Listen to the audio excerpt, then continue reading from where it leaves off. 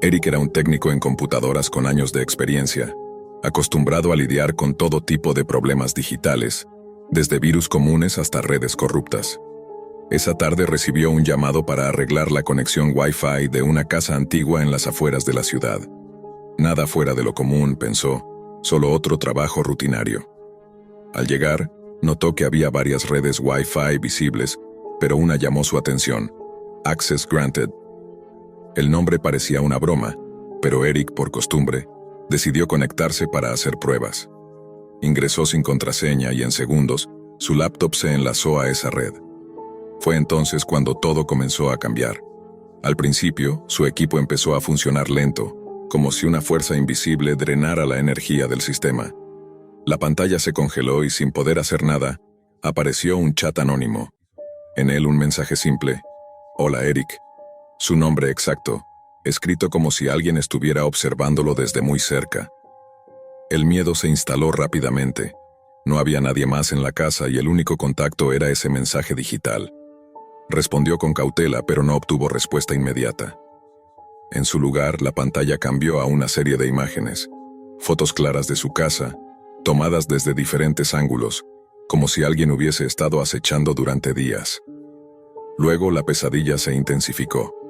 Imágenes de su familia aparecieron, sus rostros en momentos íntimos, risas grabadas en secreto, conversaciones privadas. Todo su historial de búsquedas en Internet, desde las más triviales hasta las más comprometedoras, estaba desplegado frente a sus ojos. El chat se activó de nuevo con un solo mensaje: «No intentes desconectarte, esto apenas comienza». Intentó cerrar el programa, apagar la laptop, desconectarse de la red, pero todo fue inútil. La pantalla explotó en una serie de videos horribles: suicidios, mutilaciones y actos de violencia inexplicables. Cada imagen parecía estar diseñada para romper su mente, para destruir su cordura poco a poco. Un escalofrío le recorrió la espalda cuando la última imagen desapareció para revelar un nuevo archivo en el escritorio, una carpeta llamada Tu Realidad. Adentro encontró un video grabado con una cámara oculta, una toma nocturna de su habitación, enfocando justo donde él dormía. Eric no recordaba ninguna cámara instalada. La sensación de ser observado no era solo paranoia. Alguien o algo estaba dentro de su vida, dentro de su red, observando cada movimiento, cada respiración. Mientras luchaba por entender qué estaba pasando, su mente se debatía entre la razón y la locura. La Deep Web, ese lugar oculto que siempre había evitado, había encontrado una manera de llegar hasta él, de irrumpir en su realidad a través de una red Wi-Fi abierta que nadie debería haber tocado. Las horas pasaban y el terror se hacía más denso. Cada vez que intentaba reiniciar, la laptop se negaba, y la carpeta Tu Realidad se actualizaba con nuevas imágenes, cada vez más inquietantes, más personales. Eric sabía que no podía contarle a nadie porque nadie creería lo que estaba viviendo. La red fantasma, como la empezó a llamar, era mucho más que un simple hackeo. Era un ente invisible, una presencia que se alimentaba del miedo, del aislamiento y de la vulnerabilidad digital. Era la prueba palpable de que la Deep Web no solo escondía información ilegal o prohibida, sino también a quienes acechaban y vigilaban en silencio, listos para invadir la vida de cualquiera que se atreviera a conectarse sin permiso. Eric trató de buscar ayuda en foros especializados, pero cada intento se topaba con muros invisibles. Los links que encontraba se caían, las páginas desaparecían, y los mensajes que enviaba nunca tenían respuesta. Era como si la Deep Web misma estuviera borrando cualquier rastro de su situación. Esa noche, decidió mantener la laptop apagada, pero el silencio no lo calmó. Al contrario, el miedo crecía con cada sombra, con cada ruido extraño afuera de la casa. ¿Y si el ente había logrado entrar más allá del mundo digital? ¿Y si ahora lo vigilaba en tiempo real, no solo por una cámara oculta, sino desde algo mucho más cerca, mucho más aterrador? Con la conexión a Access Granted aún activa en su memoria, Eric comenzó a entender que la Deep Web no es un lugar lejano ni remoto, sino un espacio que puede colarse en lo cotidiano, a través de cualquier red abierta, de cualquier punto débil en la tecnología. Un lugar donde las fronteras entre lo virtual y lo real desaparecen, y donde alguien puede observarte sin que tú puedas verlo. La paranoia se volvió su compañera constante. Revisaba cada rincón de la casa, desconfiaba de cada sonido. Pero la laptop nunca dejó de mostrar esa carpeta, esos videos, esa prueba indeleble de que había alguien más ahí, en la sombra digital, vigilándolo. Cada intento de apagar la máquina era un fracaso. La red fantasma parecía tener vida propia, controlando cada byte, cada píxel, cada sonido que salía de sus altavoces. Eric comenzó a cuestionar su propia cordura, preguntándose si lo que veía era real o producto de una psicosis inducida por ese encuentro con lo desconocido. La noche se convirtió en un largo tormento digital. La Deep Web, con su infinidad de secretos oscuros, había encontrado en él una víctima más, atrapada en un juego macabro de vigilancia y control. El Wi-Fi fantasma no solo robaba información, robaba la tranquilidad, la privacidad y, poco a poco, la mente de Eric. Mientras los minutos se convertían en horas, y las horas en un abismo de miedo, Eric entendió una verdad aterradora. Desconectarse no era una opción, porque la red fantasma no estaba en su laptop, ni siquiera en su casa. Estaba en todas partes, en el aire, en las ondas invisibles que conectaban cada dispositivo, en el tejido mismo de la realidad digital que creía conocer. Y esa era solo la antesala de algo mucho peor. El cansancio ya no era solo físico, sino mental y espiritual. Eric sentía como su propia mente se deshilachaba ante la constante invasión invisible que sufría. No importaba cuánto intentara huir o apagar la laptop, la red fantasma parecía tener una conexión directa con él, una raíz digital que lo unía sin posibilidad de cortar el vínculo. Una madrugada, mientras la tormenta azotaba la ventana, Eric recibió un nuevo mensaje en el chat que apareció sin previo aviso. Has ignorado las reglas. Ahora vas a ver la verdad completa. De repente la pantalla se volvió negra, y luego comenzaron a reproducirse imágenes no solo de su habitación, sino de varios lugares en la ciudad, personas comunes, desconocidas, siendo vigiladas, grabadas sin saberlo. El mensaje era claro. Él no era el único.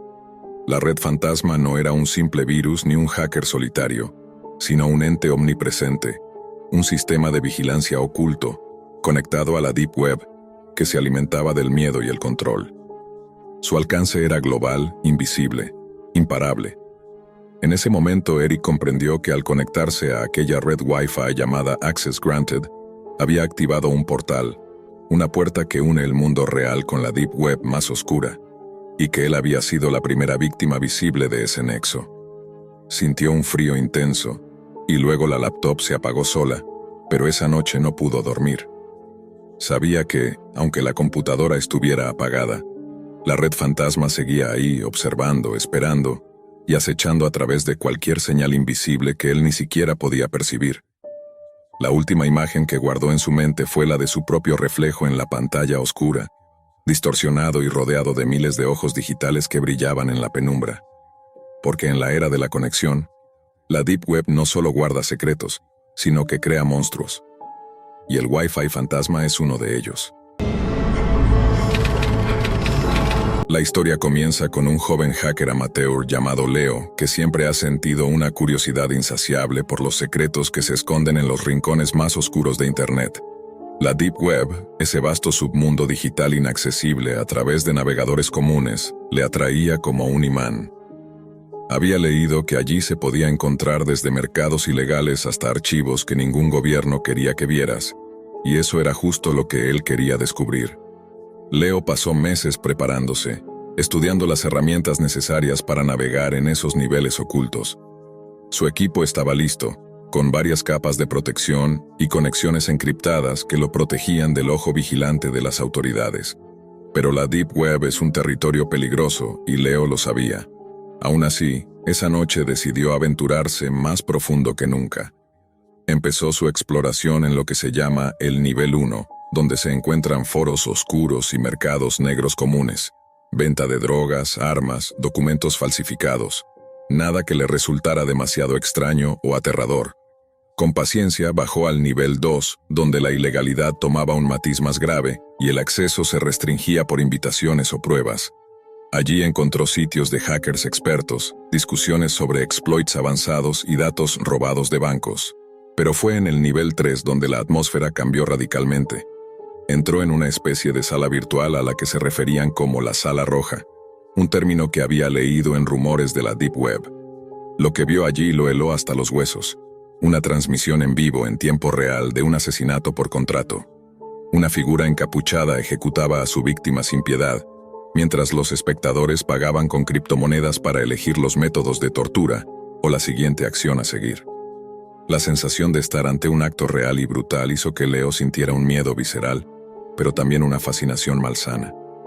Sacudiéndose la cabeza, trató de alejarse, pero un enlace lo llevó a un portal aún más oscuro, el nivel 4. Aquí ya no se trataba solo de violencia o asesinatos. Era información clasificada, secretos que el gobierno jamás permitiría que se filtraran. Documentos digitales desbordaban su pantalla, revelando experimentos con humanos, programas secretos de manipulación genética, tecnologías para el control mental y protocolos de tortura bajo el amparo de agencias oficiales. Leo no podía creer lo que veía. Era como si estuviera observando el peor tipo de pesadilla conspirativa hecha realidad. Mientras desplazaba el cursor, imágenes y nombres de sujetos de prueba aparecían sin censura. Fotografías en blanco y negro que mostraban rostros marcados por el sufrimiento. En ese momento un escalofrío le recorrió la espalda. De pronto su computadora comenzó a funcionar erráticamente. La pantalla parpadeó, y uno a uno, todos los archivos que había abierto se borraron, dejando solo un documento de texto abierto con un mensaje único. No lo vuelvas a hacer. Leo intentó desconectar, apagar el equipo, pero fue inútil. Sintió que algo más estaba accediendo desde dentro. Las horas pasaron y el miedo le impedía dormir. Sabía que había cruzado una línea peligrosa. Decidió desconectar la computadora y dejar todo atrás. Sin embargo, días después, la amenaza se volvió tangible. Esa noche, mientras intentaba dormir, escuchó un ruido en la entrada de su casa. Un hombre encapuchado irrumpió silenciosamente, sin que Leo pudiera reaccionar. Antes de perder el conocimiento, sintió una aguja penetrar su brazo y una sustancia desconocida fluir por sus venas. El mundo se desvaneció en oscuridad. Al despertar, Leo estaba atado con la boca seca y la cabeza latiendo dolorosamente. Su computadora estaba desmantelada a su lado, cables y componentes esparcidos por el suelo. Nadie respondía a sus gritos. Lo único que sabía era que alguien no quería que siguiera investigando y que su vida estaba en peligro. Durante los días siguientes, cada sonido fuera de la casa le parecía una amenaza. Temía que lo siguieran vigilando, que el hombre encapuchado regresara. La paranoia lo consumía mientras intentaba juntar las piezas de lo que había visto y la realidad que ahora enfrentaba. La Deep Web, ese abismo digital, le había mostrado un rostro mucho más oscuro del que esperaba, y ahora ese secreto lo perseguía de verdad. Los días pasaron en un constante estado de alerta para Leo. Cada sombra parecía moverse, cada ruido se convertía en un susurro siniestro. Su mente estaba fragmentada entre el recuerdo de lo que había visto en la Deep Web y la realidad que ahora lo acechaba. Sabía que no podía confiar en nadie, que la amenaza provenía de alguien con poder y recursos infinitos. Decidido a recuperar el control, Leo intentó reconstruir su computadora usando partes viejas que tenía guardadas. La necesidad de entender qué había pasado, qué había activado para que lo atacaran, lo impulsaba a volver a adentrarse en ese mundo oscuro. Pero esta vez estaba preparado para lo que fuera. Una noche, después de semanas de reconstrucción, logró acceder a un archivo oculto en un disco externo que había encontrado entre los restos de su equipo.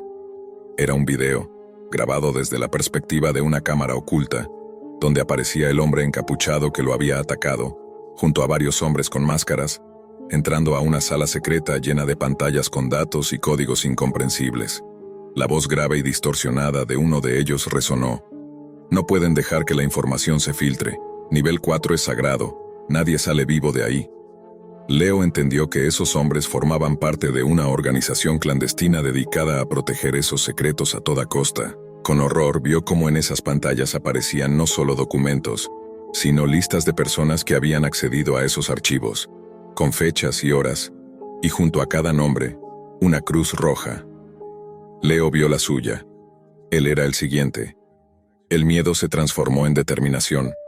No podía dejar que lo silenciaran. Decidió hacer público lo que había descubierto, pero con cuidado. Empezó a enviar fragmentos de información a medios independientes, a activistas digitales, a quienes pudieran exponer esa red de conspiración. Sabía que se arriesgaba a perder la vida, pero el silencio sería su condena. Pero la Deep Web, con todos sus secretos, no es solo un lugar de información, es un ecosistema vivo, vigilante y poderoso. En los días siguientes, Leo recibió mensajes anónimos que advertían que lo estaban buscando, que el tiempo se agotaba. Finalmente, una noche, mientras revisaba sus correos, la luz de su pantalla parpadeó una última vez y se apagó para siempre. Nunca se supo más de Leo. Su historia se convirtió en un susurro más entre los mitos de la Deep Web, un recordatorio oscuro de que hay niveles que simplemente no están hechos para ser descubiertos. Y en algún lugar, tras capas invisibles de datos y fuego digital, la voz de la amenaza sigue resonando. No lo vuelvas a hacer. El descenso a la Deep Web fue para Marco algo que comenzó como una simple curiosidad, un pasatiempo para salir de la rutina y explorar los rincones más oscuros y ocultos de Internet. La Deep Web, ese vasto océano de datos inaccesibles para el usuario común, donde los sitios no aparecen en buscadores convencionales, se había convertido en un mundo paralelo para él. Navegar en ella requería usar Tor, una red que enmascaraba su identidad y le permitía acceder a lo prohibido, a lo que nadie se atrevía a mirar directamente. Pero la línea entre la curiosidad y el horror era más delgada de lo que Marco podía imaginar. Una noche, mientras exploraba foros y mercados clandestinos, escuchó hablar de un sitio que había ganado una oscura fama entre los usuarios más extremos, GoodMeat. Según decían, era un portal en la Deep Web dedicado a la práctica del canibalismo. Pero no un canibalismo cualquiera, sino uno exhibido con una mezcla grotesca de ritual y espectáculo. Videos donde personas no solo comían carne humana, sino que la preparaban, cocinaban y festejaban alrededor de ella. Un banquete macabro transmitido en vivo, donde espectadores podían interactuar y hasta influir en las acciones mediante donaciones en criptomonedas. Marco, que siempre había sentido una mezcla de fascinación y repulsión, decidió que tenía que verlo con sus propios ojos. El acceso a GoodMeat no era sencillo. Requería varias capas de verificación, contraseñas que cambiaban constantemente y un sistema de invitaciones muy selecto. Sin embargo, Marco consiguió un enlace por medio de un contacto anónimo en un foro de hackers. No sin cierta aprensión, encendió su computadora especialmente configurada para la Deep Web y comenzó el proceso. Al entrar, la página era un portal oscuro, con letras rojas y una interfaz decadente, pero funcional. Lo primero que le apareció fue un muro de videos, clips cortos de escenas terroríficas y repulsivas donde personas preparaban partes humanas en fogones improvisados, otras se alimentaban en reuniones que más parecían ceremonias satánicas. La crudeza de las imágenes era brutal, ojos arrancados, piel desollada, sonidos de carne cortada y masticada que resonaban en la sala. Marco sentía el estómago revolverse, pero una fuerza extraña lo mantenía pegado a la pantalla. La fama más oscura del sitio era el llamado festín en vivo. Allí, un anfitrión, un hombre de rostro cubierto con una máscara grotesca, mostraba a su víctima encadenada y viva, dispuesta a ser mutilada lentamente. Los espectadores, desde distintos rincones del mundo, enviaban donaciones en Bitcoin y, según la cantidad, podían elegir qué parte del cuerpo sería cortada o qué método usar para prolongar el tormento. Marco no podía creer lo que veía, pero su morbo y terror se mezclaban en una extraña adicción. Fue entonces cuando la imagen del horror se volvió personal. Entre la multitud de espectadores y víctimas, Marco vio un rostro que reconoció de inmediato. Era el de su amigo Luis, desaparecido semanas atrás. El cuerpo mutilado de Luis había sido encontrado sin vida, con señales de tortura, pero nunca se supo qué le había ocurrido ni quién estaba detrás. La simple presencia de su rostro en la pantalla de GoodMeat hizo que un frío helado recorriera la espalda de Marco. Desesperado, intentó recopilar evidencia, tomar capturas de pantalla, buscar el origen de la transmisión, pero todo en ese sitio estaba tan oculto y cifrado que parecía imposible seguir un rastro. Intentó denunciarlo a las autoridades, pero pronto comprendió que la Deep Web no era terreno para la ley común. Ni siquiera la policía sabía cómo rastrear o desmantelar sitios como ese, y mucho menos detener a quienes los manejaban. Esa misma noche, mientras intentaba borrar las pruebas, La pantalla de su computadora parpadeó y un mensaje apareció. ¿Quieres ser el próximo plato? Antes de que pudiera reaccionar, su sistema se bloqueó, infectado por un ransomware que comenzó a cifrar todos sus archivos. La amenaza no era solo digital, sino personal. Marco sintió que ahora él también estaba atrapado en esa pesadilla, una víctima más de un mundo que se alimentaba del horror humano y que tenía el poder para destruirlo no solo en la red, sino en la realidad. Cada intento de eliminar el virus era inútil. El ransomware se expandía y con cada nuevo mensaje, las amenazas se volvían más específicas, recordándole que la Deep Web no solo mostraba horrores, sino que tenía la capacidad de convertir a sus curiosos exploradores en protagonistas de sus macabras historias. Marco se dio cuenta que su vida estaba en juego, que había cruzado un límite que no debía ser traspasado. Pero lo que más le aterraba era pensar que la red de caníbales y espectadores no era solo un grupo anónimo detrás de una pantalla. Parecía una organización real, poderosa, capaz de controlar la red y el mundo físico a la vez, con miembros infiltrados en lugares donde nadie sospechaba. Marco comenzó a notar sombras, personas vigilándolo, llamadas anónimas, y la sensación constante de que estaba siendo acechado. El terror de la Deep Web había trascendido el mundo virtual para alcanzar su vida real. Marco no podía confiar ni en su propia sombra y sabía que el tiempo se agotaba. Cada clic, cada búsqueda, cada instante frente a esa pantalla podía ser el comienzo de su fin. Marco, atrapado en un laberinto digital sin salida, decidió hacer lo impensable. Contactó al administrador del sitio GoodMeet a través de un chat oculto que apareció luego del ataque del ransomware. La pantalla mostraba un mensaje: si quieres dejar de ser el próximo plato, participa. Confundido y aterrorizado, Marco aceptó la invitación, sin saber qué le esperaba.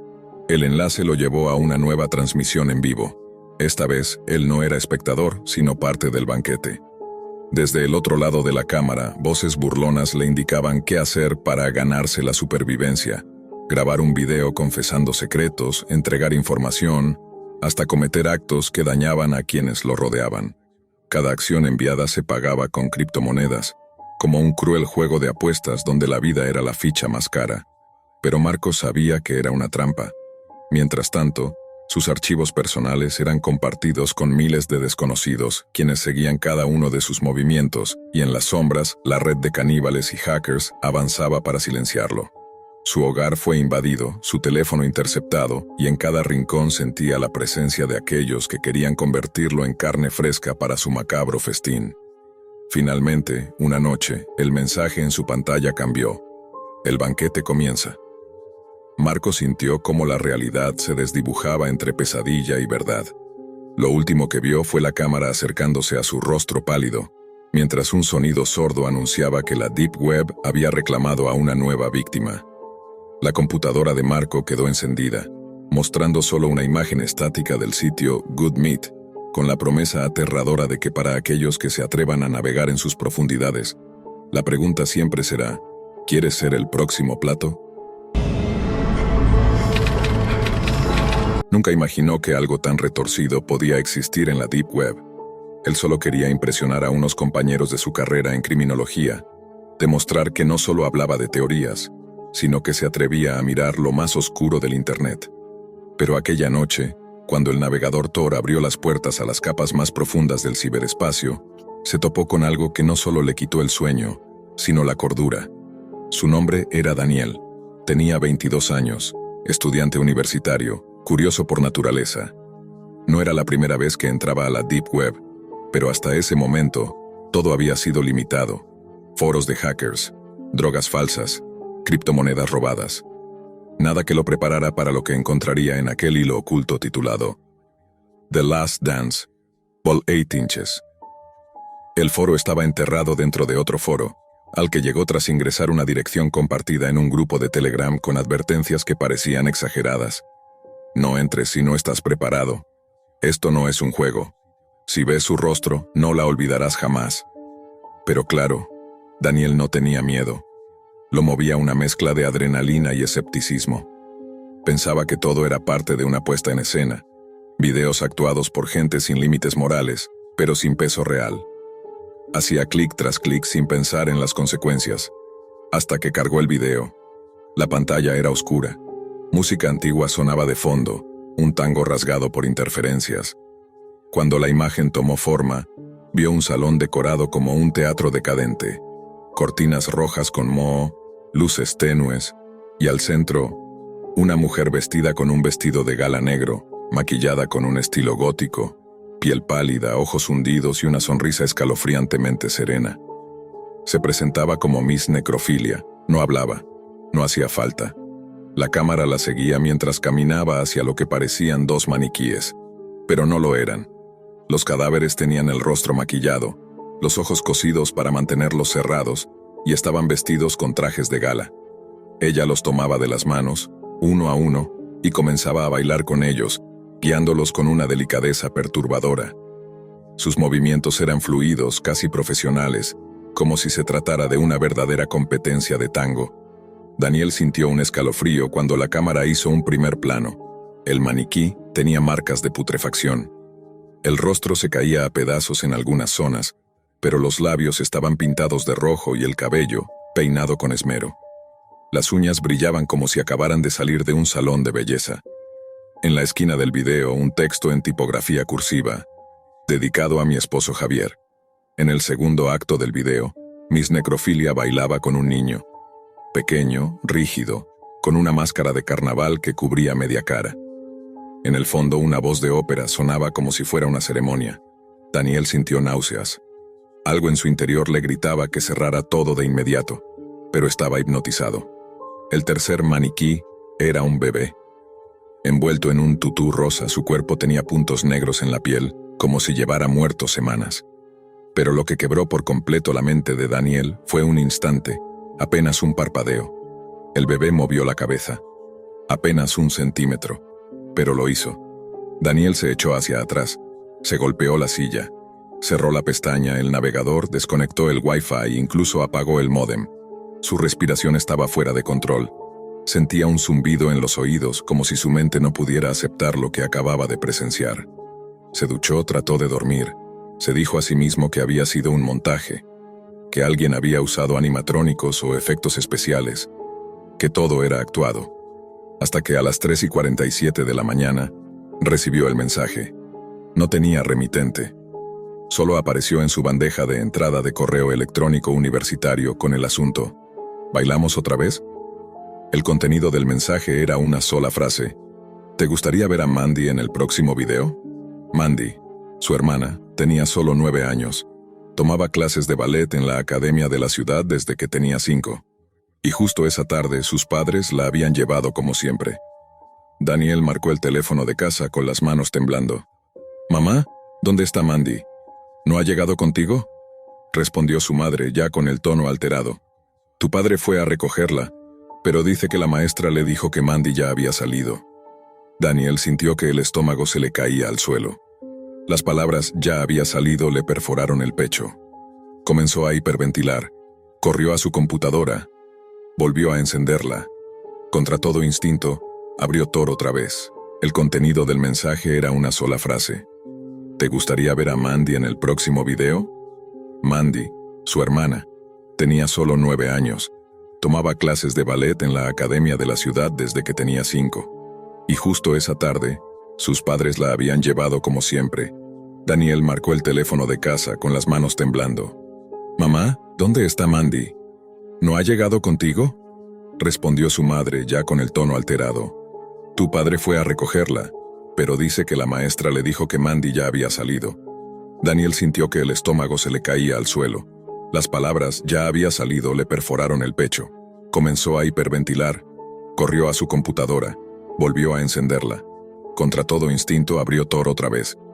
Entró al mismo foro. No estaba. El hilo había desaparecido. Todo el subforo estaba cerrado, con un mensaje cifrado en hexadecimal. Se conectó al grupo de Telegram. Ya no existía. Las cuentas de los usuarios estaban borradas, como si nadie jamás hubiera estado allí. Durante las siguientes horas, Daniel recibió otros 3 mensajes. El segundo contenía una imagen, borrosa, pero inconfundible: el tutú rosa de ballet de Mandy.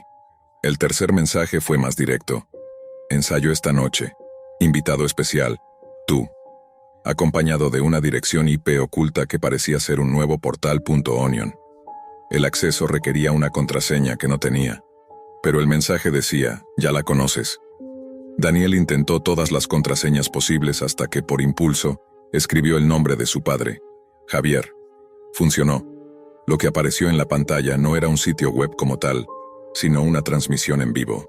Un escenario oscuro, una cortina roja y una silla al centro vacía, como si esperara a alguien. Una cuenta regresiva comenzó a marcar. 005959. Cada segundo lo acercaba a un evento que no quería presenciar. Durante esa hora, Daniel trató de comunicarse con la policía. Nada. Llamó a su padre, quien ya estaba en la comisaría local. Las cámaras de la academia de ballet no funcionaban ese día. La maestra juraba haberla visto salir con un hombre con gorra y gafas. Muy parecido a ti, le dijo entre sollozos.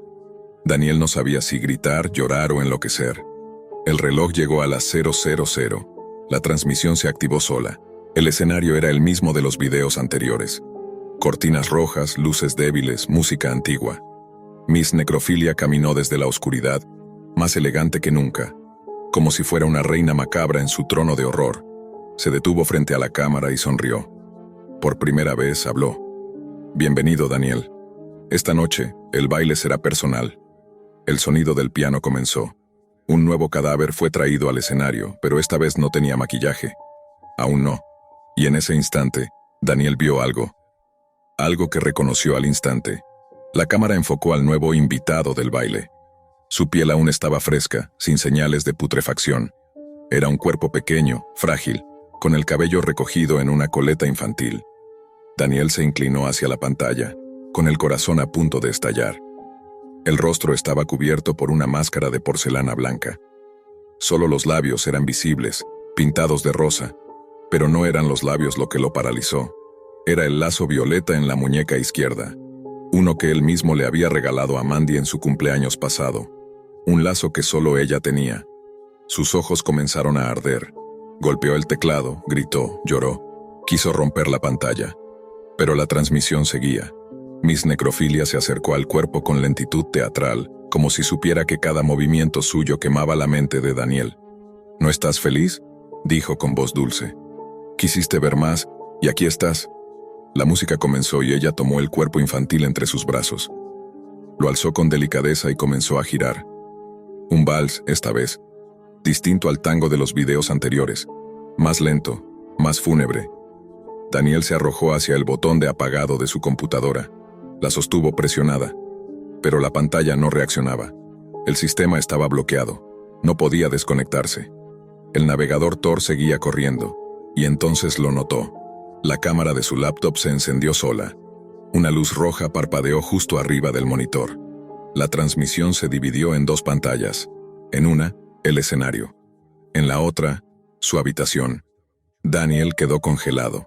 Él mismo, reflejado en la transmisión, mirando desesperado hacia su pantalla, con las ojeras hundidas, el rostro desencajado y la respiración agitada. Alguien, desde el otro lado, lo estaba observando en tiempo real. Miss Necrofilia miró a la cámara central. Él está listo, susurró. Está en sintonía. De repente otra figura apareció en el escenario. Un hombre alto con guantes quirúrgicos y un saco de médico. Caminaba empujando una camilla. Encima, una laptop idéntica a la suya, transmitiendo el mismo plano de su rostro. Era como si hubieran clonado su entorno, como si todo lo que estaba haciendo en ese momento ya estuviera pregrabado o predicho. En un rincón del escenario, un conjunto de instrumentos quirúrgicos comenzó a brillar bajo una lámpara. Tijeras, bisturís, agujas largas, jeringas con líquido verdoso. Daniel quería cerrar los ojos, pero no podía.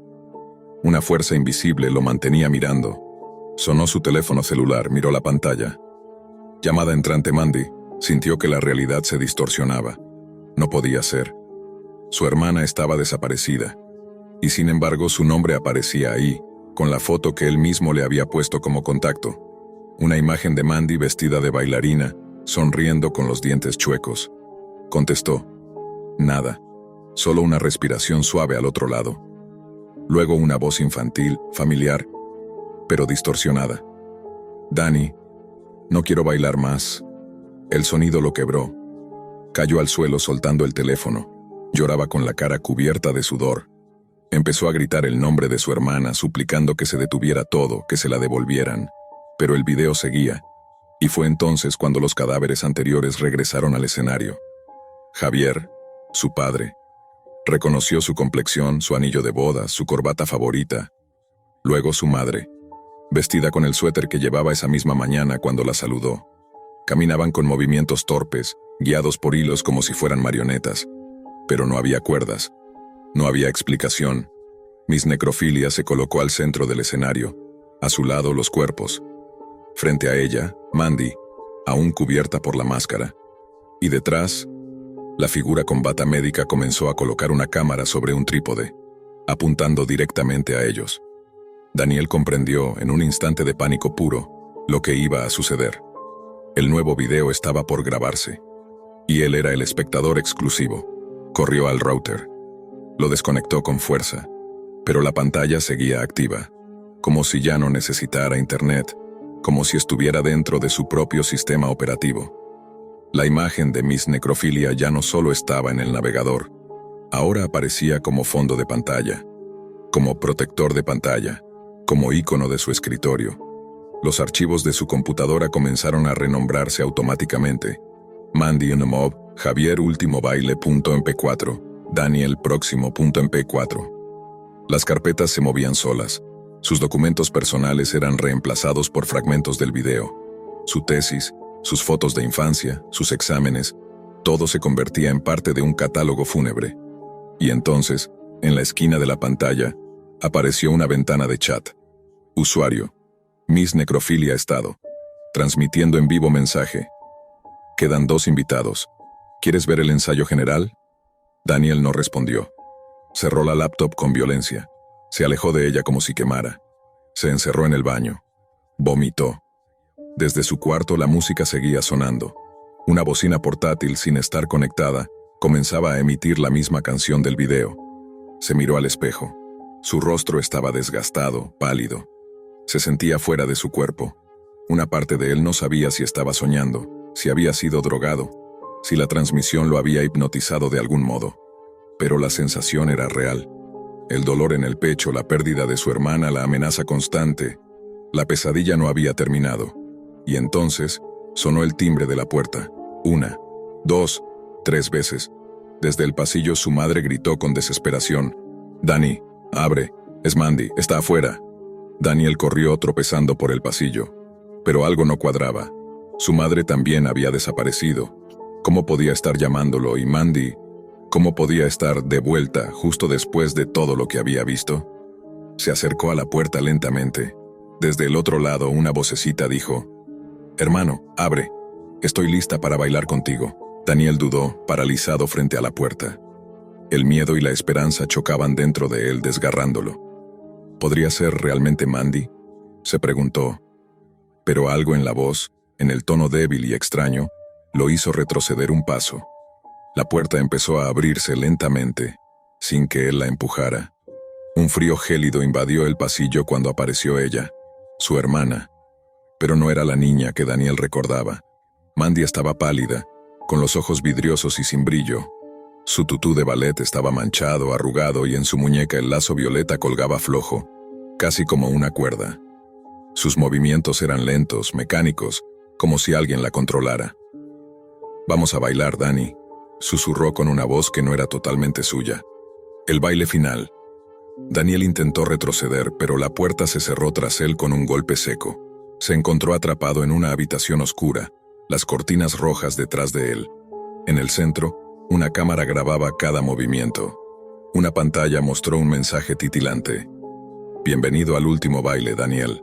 Tu alma será la pieza final».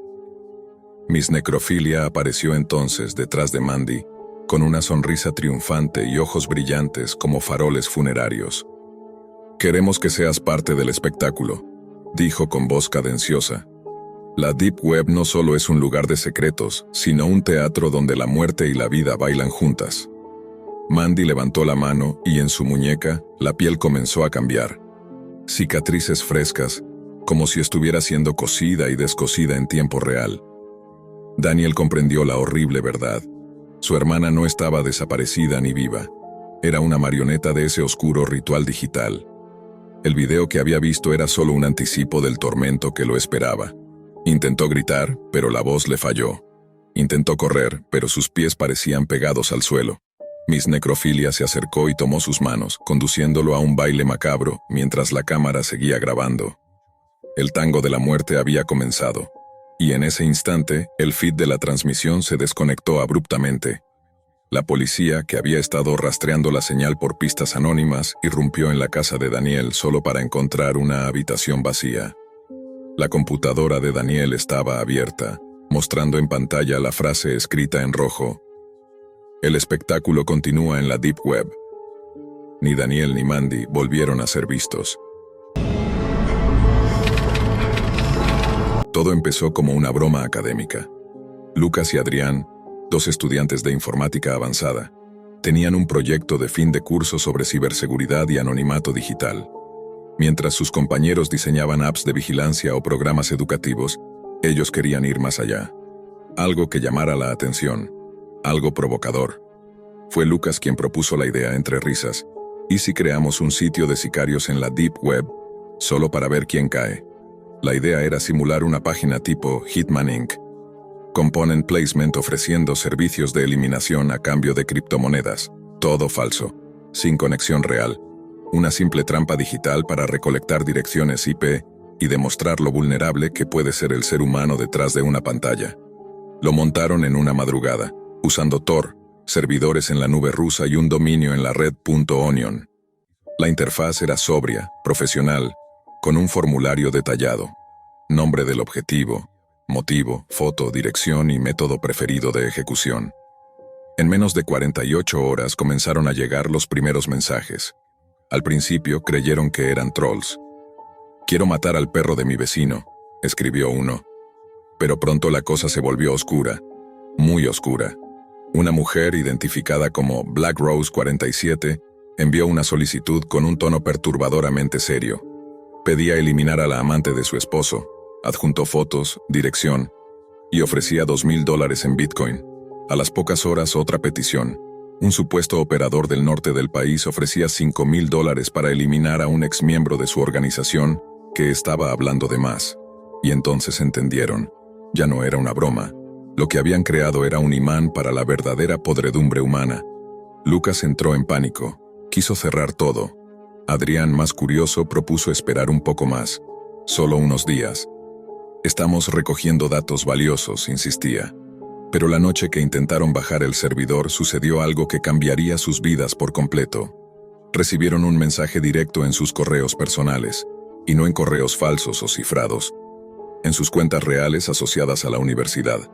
El remitente usaba solo un nombre: Nullsec. El asunto decía: «Sabemos quiénes son». El cuerpo del mensaje incluía capturas de pantalla de sus rostros, fotos desde sus redes sociales, incluso una imagen tomada desde fuera del edificio donde vivían. «El juego apenas comienza», terminaba el mensaje. En adjunto, venía un archivo de audio. Una grabación hecha desde el cuarto de Lucas mientras hablaban la noche anterior. La paranoia se apoderó de ambos. ¿Los estaban grabando? ¿Escuchando? ¿Desde cuándo? Apagaron sus celulares, cubrieron las cámaras, formatearon sus discos, pero ya era tarde. La Deep Web no olvida. Alguien los había rastreado. Y no solo eso, ahora eran piezas dentro de una red mayor. Un nuevo mensaje llegó, esta vez vía PGP, encriptado. Exigían que mantuvieran el sitio activo, que reenviaran todas las solicitudes legítimas a una dirección .onion específica. A cambio, sus nombres no serían revelados. «Colaboren o colaborarán con su propia sangre», firmaba Admin 01. En ese momento comprendieron que habían cruzado una línea irreversible.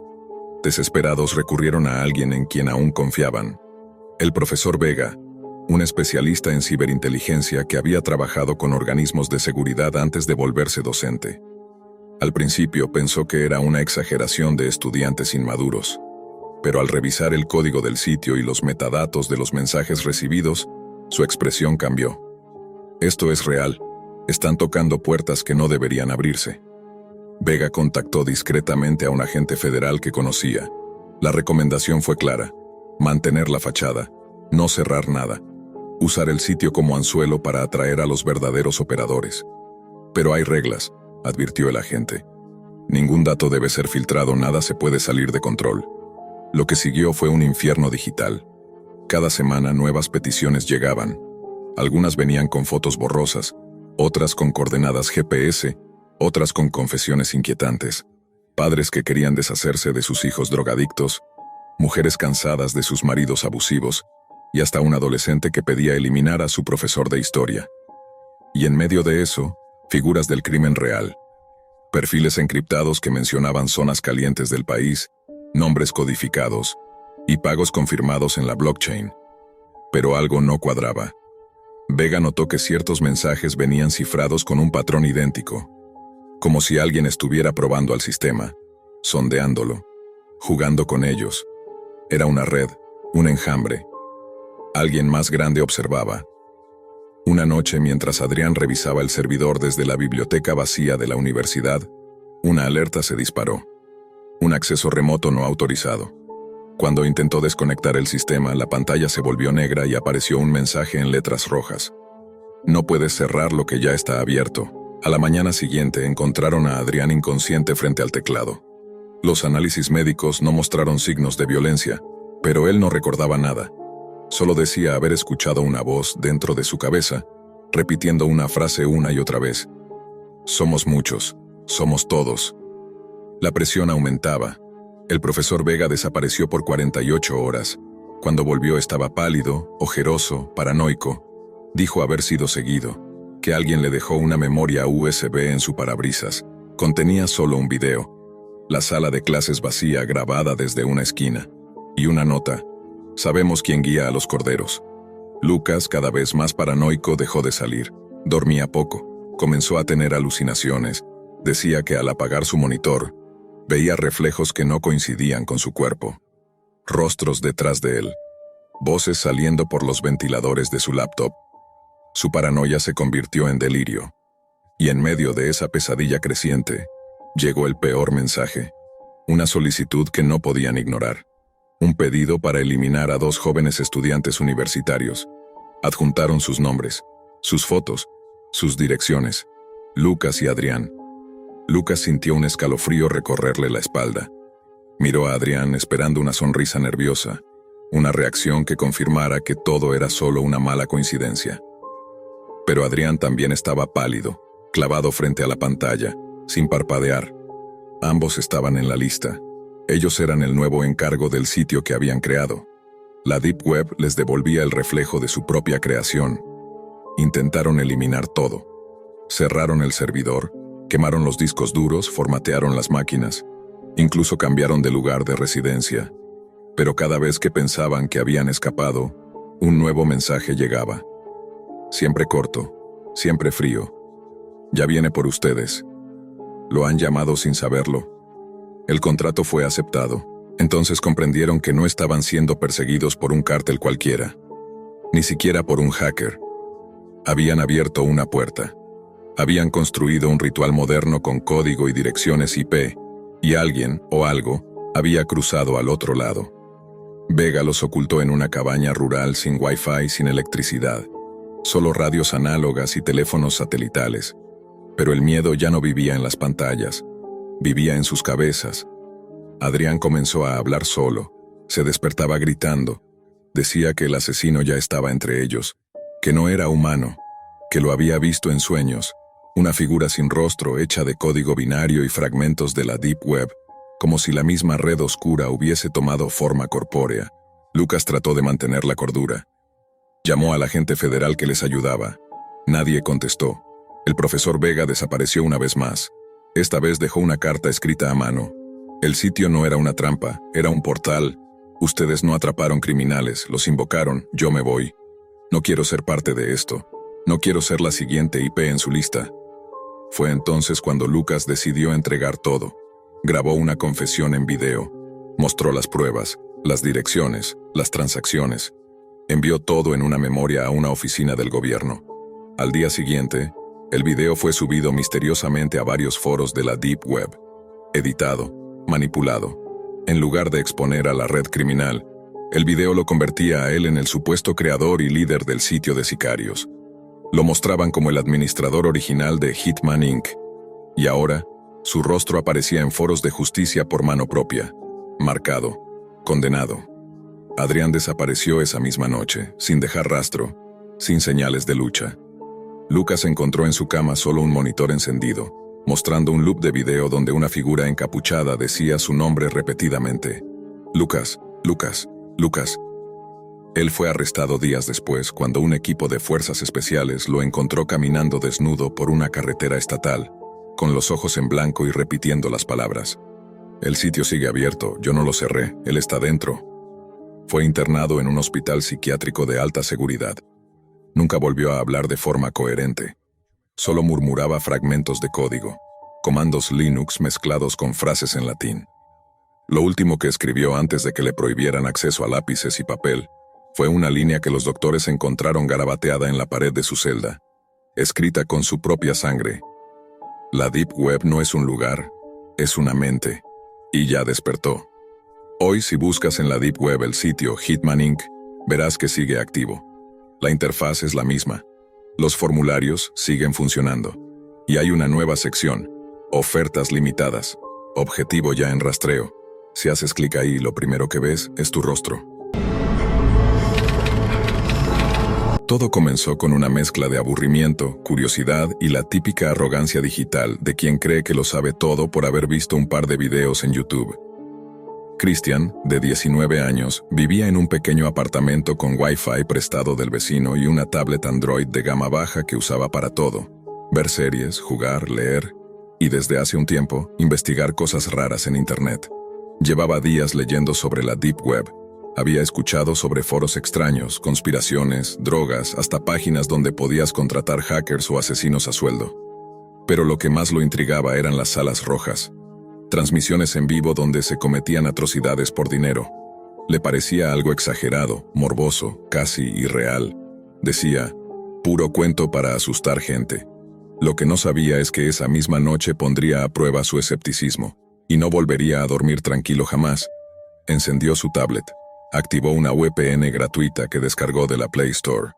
Nunca pensó en utilizar una red segura, ni en cubrir su cámara. Solo quería echar un vistazo. Ver qué tanto hay de cierto, se decía. Buscó tutoriales en Google para entrar al navegador Tor, y en menos de una hora ya estaba dentro de la famosa Deep Web. Las primeras páginas le parecieron aburridas. Foros de teorías conspirativas, tutoriales para falsificar documentos, venta de armas, todo con una estética anticuada, como de los años 90. Sin embargo, entre más navegaba, más profundo llegaba. Entró a un foro llamado Ciclo Humano. La interfaz era negra con letras en rojo sangre. Solo tenía 3 secciones: voluntarios, subastas y observaciones. La primera mostraba perfiles de personas que supuestamente se habían ofrecido para experimentos médicos extremos. Fotos de gente desnutrida, sin cabello, con cicatrices. La segunda era un catálogo de órganos humanos. Y la tercera, videos. Clips de 10 a 15 segundos, todos con nombres codificados. Uno de ellos lo marcó para siempre. ID número 6N93-RX, sin anestesia. El video mostraba a una mujer atada a una mesa quirúrgica. No gritaba. Solo lloraba en silencio mientras una figura encapuchada le retiraba una costilla con una pinza oxidada. Christian cerró la pestaña de inmediato, pero algo en él cambió. Ya no se sentía el espectador curioso de antes. Sentía una especie de náusea pegajosa, como si el aire se hubiera vuelto más espeso. Pensó en salir, apagar la tablet, dormir. Pero siguió navegando. Se topó con un link titulado Live Room BTC Only. Abrió la página, una transmisión en directo con una ventana de video que mostraba una habitación vacía. A la derecha, una lista de usuarios con nombres como ButcherX, Tetragrama 88, Candy Kill. Abajo, un contador de bitcoins y una frase: cuando el monto se complete, comienza el show. De repente apareció un hombre. Llevaba una máscara de cerdo, un delantal manchado y guantes quirúrgicos. Luego trajeron a una joven, amarrada y amordazada. Christian no pudo mirar más. Cerró la pestaña, cerró Tor, cerró la VPN, apagó la tablet, respiró profundo. Ya había tenido suficiente, estaba temblando. Se levantó, fue al baño, se echó agua en la cara. Solo fue internet, nada puede salir de ahí. Estoy en mi casa, seguro. Volvió a su cuarto, se tiró en la cama, y por primera vez en años dejó la tablet apagada, o eso creía. A las 3:17 de la mañana, su tablet se encendió sola. La pantalla mostraba un icono de Skype parpadeando. Llamada entrante de un usuario desconocido. Christian no contestó, pero la llamada no cesaba, vibraba sin parar. Al tercer intento, la pantalla mostró el nombre del usuario, Null Host. Antes de que pudiera rechazarla, la llamada se contestó sola. La cámara frontal se activó. Christian la tapó con la mano, asustado. Del otro lado no había imagen, solo una voz, baja, distorsionada, casi susurrante. «Christian, despierta». El joven se congeló. «Christian, te estamos mirando». Colgó a la fuerza con las manos sudorosas. Apagó el Wi-Fi, quitó la VPN, desconectó la tablet. La metió en un cajón. Intentó dormir, pero cada sombra en la habitación parecía más oscura de lo normal. Sentía que lo observaban desde algún rincón. Al día siguiente, despertó con la luz del sol filtrándose por la ventana. Se levantó lentamente, aún con el cuerpo tenso por lo vivido. Fue directo al cajón. La tablet estaba encendida. No solo eso, estaba en la galería de fotos. Había una imagen abierta en pantalla. Era él, durmiendo. La imagen estaba tomada desde un ángulo elevado, como si la cámara flotara sobre su cama. La fecha de captura marcaba 3:17 de la mañana, la misma hora de la llamada. Christian gritó, tiró la tablet al suelo, salió corriendo del apartamento. Fue directo a casa de un amigo, llorando, temblando, sin poder explicar bien lo que le había pasado. Llamaron a la policía, revisaron su casa. No había señales de intrusión, nadie había entrado, las ventanas cerradas, la puerta con cerrojo. El informe fue escueto. Posible ataque remoto o autofotografía accidental. Christian sabía que eso no era cierto. Volvió a casa solo para recoger sus cosas y desaparecer. Nunca volvió a usar una tableta, ni computadora, ni redes sociales. Lo último que subió fue un comentario en un foro de ciberseguridad. No entren a la Deep Web con curiosidad, no es un juego, ellos te ven. Ellos eligen a quién mirar, y cuando ya te miran, ya no puedes cerrar sesión. Christian se quedó a vivir un par de semanas en casa de su primo Elías, en las afueras de la ciudad. Evitaba cualquier aparato electrónico, nada de tablets, ni laptops, ni teléfonos inteligentes. Dormía con la puerta cerrada, la cortina bajada y una silla atrancando el picaporte. Aún así, seguía despertando cada madrugada a la misma hora, 3:17 de la mañana. Al principio creyó que era solo estrés, trauma post-experiencia. Pero cada noche, a la misma hora, sentía lo mismo. Un zumbido en los oídos, como interferencia eléctrica, y una sensación helada, punzante, como si alguien invisible se sentara a los pies de su cama a observarlo. Una madrugada, decidió probar algo. Colocó una cámara vieja encima del armario, apuntando hacia la cama. Usó una memoria SD antigua, sin conexión a internet. Grabó durante toda la noche. A la mañana siguiente, revisó el video. Durante las primeras horas, todo parecía normal. Christian durmiendo, respirando tranquilo. Pero justo a las 3:17 de la mañana, la imagen se distorsionó durante 3 segundos. Aparecieron líneas verticales, como si la señal se corrompiera. Luego, algo aún más inquietante. En un solo cuadro apenas visible, la figura de alguien parado junto a la cama. No tenía rostro, ni contornos definidos. Solo una silueta negra, estática, como una sombra densa que no proyectaba luz ni reflejo. En el siguiente cuadro desaparecía. Christian pausó el video y amplió la imagen. Puso el rostro cerca de la pantalla para ver mejor, y en ese momento, la cámara se apagó sola, sin batería, o al menos eso parecía. Cuando intentó encenderla de nuevo, el dispositivo marcaba un error. Archivo dañado, sistema corrupto. Lo tomó como una advertencia. Esa misma tarde, le pidió a Elías que lo acompañara a deshacerse de la tablet. La metieron en una caja, la envolvieron en aluminio y cinta aislante y la enterraron en el baldío detrás del barrio. Pero las cosas no se calmaron. 2 días después, Elías recibió un correo desde su computadora personal, sin asunto, sin remitente. Solo una imagen adjunta. Era una foto de los dos, enterrando la caja, desde un ángulo alto como de dron, o de alguien parado en un tejado cercano. Elías al principio pensó que Christian le estaba jugando una broma, pero al ver el rostro de su primo, pálido y tembloroso, entendió que esto era más grande de lo que imaginaban. Decidieron denunciar formalmente. Fueron a la policía cibernética. Christian explicó todo: la navegación en la Deep Web, los foros, los videos, la llamada por Skype, las fotos. Les entregó la SD dañada, la imagen impresa. Incluso dibujó lo que recordaba del sitio llamado Liveroom BTC Only. El agente que los atendió, un joven con gafas y actitud cínica, revisó los documentos sin mucho interés. ¿Sala roja, dices?, preguntó con tono burlón. Esas cosas son puro mito, amigo. Nadie ha podido demostrar que existan. Christian solo lo miró, con el rostro desencajado. Antes de irse, el agente les dijo en voz baja: si algo más sucede, no lo reporten, solo desaparezcan. Esa noche, Elías formateó su computadora. Christian decidió ir más allá. Entró desde un cibercafé a foros especializados en contramedidas digitales, buscando respuestas. No quería venganza, solo entender cómo cortarlo, cómo desaparecer del radar de ese rincón oscuro que lo había atrapado. Un usuario, con el nombre Ghost Ethics, le respondió en privado: lo que viste no era solo una sala roja, era un nodo espejo. Ellos usan la cámara de quien los ve. Si entras sin protección, tu IP queda marcada como puerta abierta. Ellos eligen a quién seguir.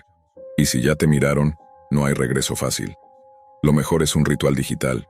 Quema los accesos, destruye la red local, borra tu identidad online. Pero recuerda, si hubo contacto visual con un operador, ya no es solo código, ya hay conexión física. Christian no entendía todo, pero el mensaje final lo dejó helado. Una vez que ven tu rostro, tú formas parte del contenido. A los pocos días, los focos del apartamento de Elías comenzaron a parpadear a las 3:17 de la mañana. Luego falló el internet. Y por último, empezaron a llegar sobres sin remitente. Dentro de uno, una simple hoja. Lo estás retrasando, vuelve a conectarte. Desde entonces, Christian no duerme más de 3 horas seguidas. Ha tapado todos los espejos, no se acerca a ningún dispositivo con cámara, no usa Wi-Fi. Pero anoche, en el reflejo del microondas apagado, creyó ver algo detrás de él, una silueta, sin rostro, sin forma, esperando. Esa noche, Christian decidió rendirse. Ya no había paz. No importaba cuántas puertas cerrara, cuántas redes evitara, cuántos dispositivos destruyera. La conexión ya no era solo digital. Se había vuelto algo vivo, como si algo hubiera cruzado del otro lado, usando su curiosidad como pasaje. Tomó la decisión de regresar. Buscó una computadora prestada en una biblioteca pública. No usó VPN, no activó ninguna protección. Solo instaló el navegador Tor y volvió a buscar aquella maldita página, Liveroom BTC Only. El sitio ya no existía, o al menos no de forma visible. Después de varios intentos, apareció una pantalla negra con una sola línea. Bienvenido de nuevo, Christian. Hemos estado esperándote. La transmisión comenzó sin que él la activara. Una cámara lo mostraba a él en tiempo real, frente al monitor de la biblioteca. No había error. Era la cámara de seguridad del lugar. Luego la imagen cambió. Mostraba su antigua habitación, la que había dejado semanas atrás. La cama vacía, la ventana abierta, al fondo, una figura parada en silencio, cubierta con una sábana negra. Christian retrocedió.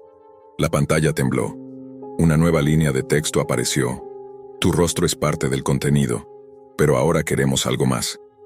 El sitio pidió acceso al micrófono. Christian aceptó. Una voz distorsionada salió del parlante. Esta vez tú decides quién entra. Tú eres el nuevo anfitrión. Una lista de nombres apareció en pantalla. Eran personas conectadas desde diferentes partes del mundo. Usuarios comunes. Gente real. La mayoría solo navegaba la red oscura por curiosidad, igual que él. Una opción resaltada. Selecciona un objetivo. Al hacerlo, serás liberado. Christian cerró los ojos. Recordó todo. La foto mientras dormía, la figura en la grabación, los sobres, el zumbido a las 3:17, las sombras en los reflejos, y entendió. No era un simple sitio. Era un ciclo, una cadena, una maldición digital. Christian no podía escapar, solo podía reemplazarse. El cursor se movió solo hacia un nombre, Elías P.C. Local, su primo, la única persona que lo había ayudado. La pantalla le ofreció dos opciones: aceptar, rechazar. La habitación se volvió fría. El monitor parpadeó. Un pitido agudo le reventaba los oídos. El mensaje final apareció: no puedes apagar lo que ya encendiste. Christian, con lágrimas en los ojos, presionó el botón verde. Rechazar. Y en ese instante la pantalla se apagó. Todas las luces de la biblioteca se fundieron. La computadora colapsó. El sistema marcó: error de conexión. Una semana después, encontraron la silla vacía. Elías denunció su desaparición, pero no hubo rastros. Ninguna cámara de seguridad funcionó esa noche. Ninguna IP registrada. Nada. Lo único que quedó fue la computadora de la biblioteca, encendida, con una sola pestaña abierta, mostrando la imagen de un chico dormido desde un ángulo elevado, y un texto parpadeando en rojo: nuevo host disponible, esperando conexión,